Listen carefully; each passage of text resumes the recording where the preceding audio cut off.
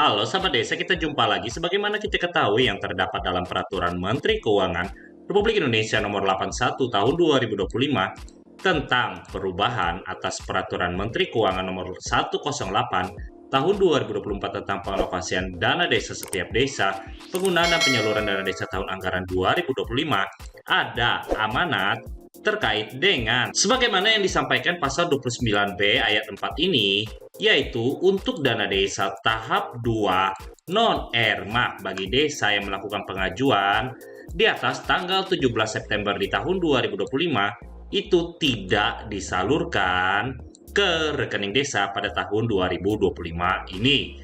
Nah, sekarang yang menjadi pertanyaan, apakah pemerintah desa itu merubah untuk pendapatannya dan menyesuaikannya? Jawabannya adalah tidak.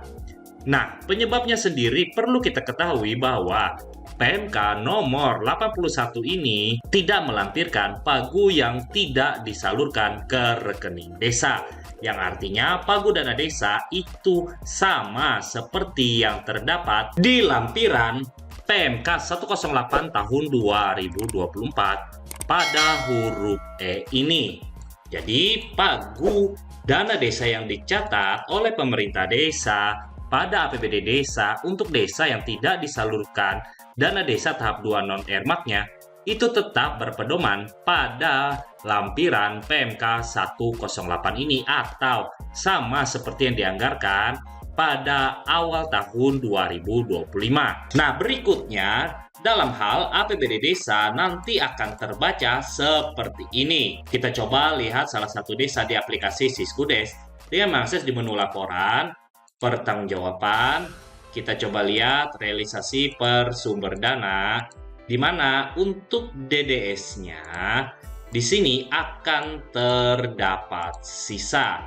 Dan biarkan saja di sini ada sisanya yang belum masuk ke rekening desa, karena dana inilah yang nantinya akan tidak disalurkan ke rekening desa. Nah, berikutnya dampak ketika pemerintah desa merubah anggarannya menyesuaikan dengan anggaran yang masuk ke rekening desa itu nantinya, maka untuk belanja operasional pemerintah desa yang bersumber dari dana desa paling banyak 3%, otomatis juga akan berubah karena pagunya berubah.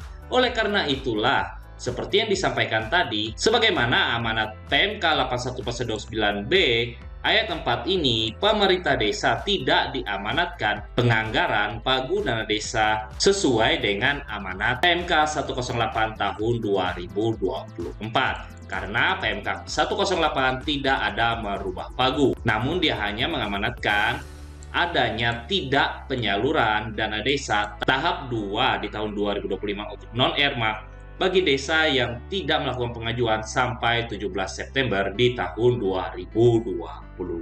Jadi itu saja pembahasan kita kali ini, di mana bisa kita simpulkan untuk pendapatan dana desa yang dicatat oleh pemerintah desa pada tahun anggaran 2025 walaupun ada amanat di PMK 81 untuk dana desa tahap 2 non-ERMAK itu tidak disalurkan, maka penganggaran dana desa itu tetap berpedoman angkanya pada PMK 108 tahun 2024 yang mana nanti akan terbaca dengan sendirinya nilai dana desa yang tidak disalurkan ini. Dan yang kedua, perlu diketahui bahwa PMK 81 ini tidak ada merubah pagu dana desa yang ada di PMK 108.